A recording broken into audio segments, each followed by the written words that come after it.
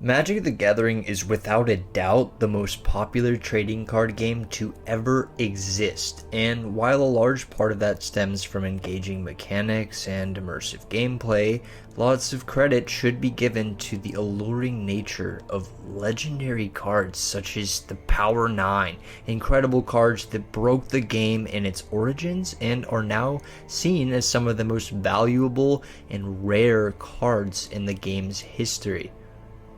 But did you know that there are some cards even more rare than the Power 9?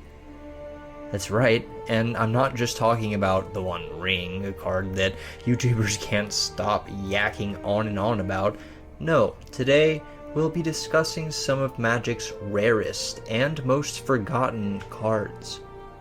Our first batch of rarities within Magic the Gathering's history comes from Heroes of the Realm, a program where employees that are recognized for outstanding performance are rewarded with the ability to create their own cards. And over time, as you see on screen, there have been some really interesting designs from various employees that were honored with this reward. And ultimately, it is interesting that the cards are not actually legal anywhere, except that the Commander Rules Committee, they allow the owner of the card itself, and as long as the card was created by the person who has the card, they made the exception that they can still play the cards in Commander, which is cool. Our next Magic rarities are actually the most valuable basic lands in Magic the Gathering. Back in 2001, there was this guru program where people could sign up and teach newer players how to play Magic more or less, and every time that they did, they would get 5 points, and it was about, I think it was 10 points that you had to use in order to get one of the basic lands. And if you were able to rack those up, then you'll see the prices on the screen for the guru lands today. Not too shabby. One of the more unique sources of Magic the Gathering rarities comes from Harper Prism, an old publishing company that released Magic the Gathering's first books in the mid-1990s. And with these books, there were vouchers that could actually be sent in the mail in exchange for one of the following cards: Arena, Sewers of Astarte, Windseeker Centaur, Giant Badger, and Mana Crypt. So the card you got depended on the book. So Final Sacrifice ended up being the most sought after book because it had Mana Crypt vouchers. One of the rarities that even your mom would know about would be Blue Hurricane. It's a misprint from Summer Magic, which was basically these cards that got added in 1994 to revised packs and were notable for having richer colors. They were meant to fix problems like demonic symbols and lots of weird coloration and the wrong art on Serendib of Reet. But yeah, despite a recall, about 40 boxes apparently got sent to places like Ireland, Tennessee, and Texas. The oldest rarities in Magic's history are the playtest cards that Richard Garfield used all the way back in the day while he was trying to figure out what was too good, what wasn't. And, we still got Black Lotus and Ancestral Recall, so, we still had a lot of figuring out to do. But the playtest cards themselves, as you'll see, were definitely in a different stage of development.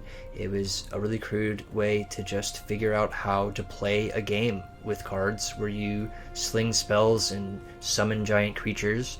And it was the foundation that created this amazingly sick game that we all play today. Moving on to some more sentimental stuff, we have 4 cards that were created throughout Magic the Gathering's history and which celebrate major moments for Richard Garfield.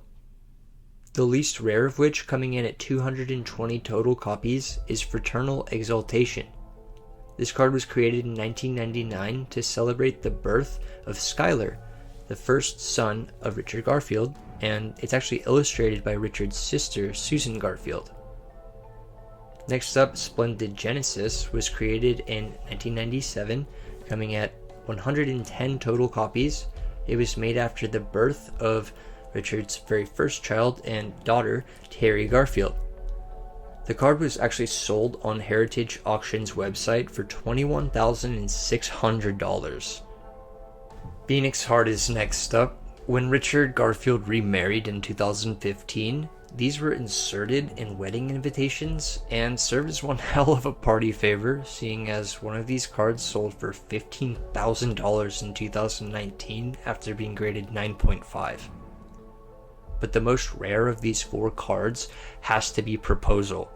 I believe only 9 exist, and it was designed for Richard Garfield to use as a way to propose to his first wife, Lily, when they were sitting down and playing a Magic game. I think it actually went to the 4th playtest game before Lily said, "Hey, I'm pretty sure I'm gonna beat you. Are you sure you don't want to concede?" But finally Richard was able to draw the Proposal card, cast it, and then Lily cast Counterspell. No, just kidding. They got married. So now we move on to the rarest of the rare. The cards in Magic the Gathering's history that have only been printed a single time. The first of these is Shichifukujen Dragon. In 1996, Magic the Gathering's success in Asian markets led to the construction of the Duelists Convocation International Tournament Center. As a sign of goodwill, Wizards of the Coast decided to create a card for the opening of this center. So they did some research and determined that in Japan, the Shichifukujen Dragon is one of the 7 deities of luck. Now, I don't think the Shichifukujen Dragon has ever been sold, so there really can only be speculation as to how much this card is worth, but I am sure it's quite a lot. And the same is true for our next card, 1996 World Champion. This card was the reward for winning the 1996 World Championship, and it's actually a bit more rare than the Shichifukujen Dragon, just because the printing press was destroyed right after it was printed, making sure that there could never be another 1996 World Champion. And the art itself was actually done by Christopher Rush. The card is actually really broken, as you'll notice, really a card that would be desirable to play in a real game of Magic. But the actual winner of the card itself, Tom Chanfang, interestingly brought a deck where he forgot to register some cards like Adarkar Wastes, and I believe they were the only way he could cast the 1 blue card in his deck, Slate of Mind. So he ended up having to take some cards out. The judges made him put Plains in instead, I believe, and against the odds he still won the whole thing, and perhaps one of the most valuable Magic the Gathering cards that has ever existed, which I do believe he is still holding on to. But yeah, that's it. I would say these are the rarest Magic the Gathering cards that have ever existed. And hey, feel free to let me know in the comments some of the rarest Magic cards that you have acquired in your history playing the game. I remember going through a friend's collection about 10 years ago. He had some cards from Legends and actually had a Library of Alexandria. That was really cool. But hey, thanks for watching, and as always, peace out, friends.